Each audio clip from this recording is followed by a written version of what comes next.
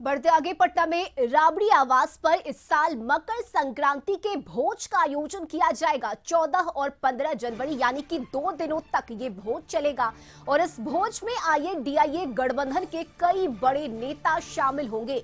भोज के लिए बिहार के सीएम नीतीश कुमार को न्योता मिल चुका है। इसके अलावा माना जा रहा है कि बिहार में आईएनडीआईए गठबंधन के सभी बड़े नेता शामिल होंगे। वहीं चुनावी साल में इस भोज को लेकर अटकलें लगाई जा रही है कि दूसरे प्रदेशों के नेता भी इस भोज में शामिल हो सकते हैं। तो पटना में राबड़ी आवास पर इस साल मकर संक्रांति के मौके पर भोज का आयोजन किया जाएगा और सहयोगी अमित सिंह इस वक्त हमारे साथ लाइव जुड़ गए हैं।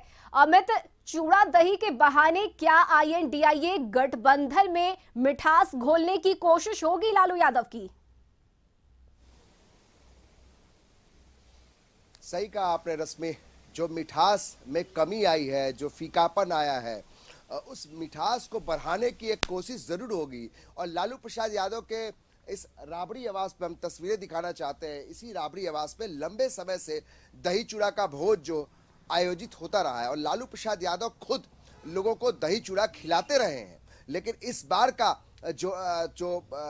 का माहौल थोड़ा दूसरा होगा, क्योंकि चुनावी साल है। तो जाहिर है नीतीश कुमार को लोग मनाने में लगे हैं, क्योंकि नीतीश कुमार की पार्टी लगातार सीट शेयरिंग को लेकर या फिर इंडिया गठबंधन में संयोजक पद को लेकर लगातार हुंकार भरते रहे हैं। ऐसे समय में तेजस्वी यादव कई बार नीतीश कुमार से मुलाकात भी की है। लेकिन ये तस्वीरें हम इसलिए दिखाना चाहते हैं कि अगले 2 दिन बाद जब यहाँ पे 14-15 जनवरी को दही चूड़ा का भोज का आयोजन होगा, तो शायद यहाँ गहमा गहमी काफी देखने को मिलेगी। और उससे ही बड़ी बात की जो सड़क के दाहिने तरफ है, यानी आप इस तरफ, हम चाहेंगे अपने सहयोगी सुनील दिखाएं कि ये जो बाईं तरफ जो नीतीश कुमार का आवास है, यानी कि जो बाउंड्री वाला आपको दिखाई दे रहा दीवार है, यहाँ नीतीश कुमार रहते हैं। तो फिर नीतीश कुमार इसी दीवार के बगल से, सड़क से, इसी 10 सर्कुलर रोड में आने का इंतजार लालू प्रसाद यादव करेंगे। ये तब है जब 1 जनवरी को पूरा परिवार इंतजार करता रहा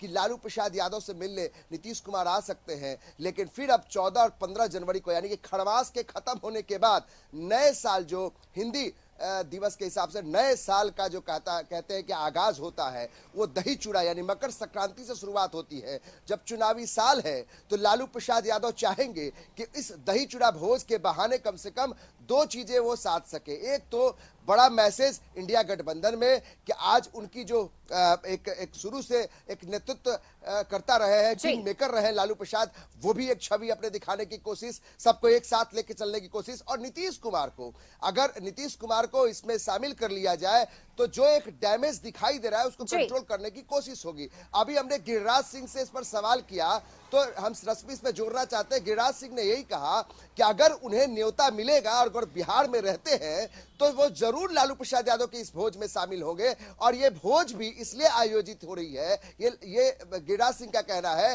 कि नीतीश कुमार को मनाया जाए किस तरीके से। उनके भतीजा लगे हुए हैं और लालू प्रसाद यादव उनके जो सियासी बड़े भाई कहे जाते हैं, वो भी चाहते हैं कि नीतीश कुमार इस भोज में शामिल हो। तो इस भोज के क्या कुछ मायने हैं, आप समझ लीजिए कि इस बिल्कुल अमित, और ऐसे में देखना दिलचस्प होगा कि इस भोज में कौन कौन से बड़े नेताओं के चेहरे देखने को मिलते हैं। बहुत शुक्रिया अमित आपका तमाम जानकारी के लिए।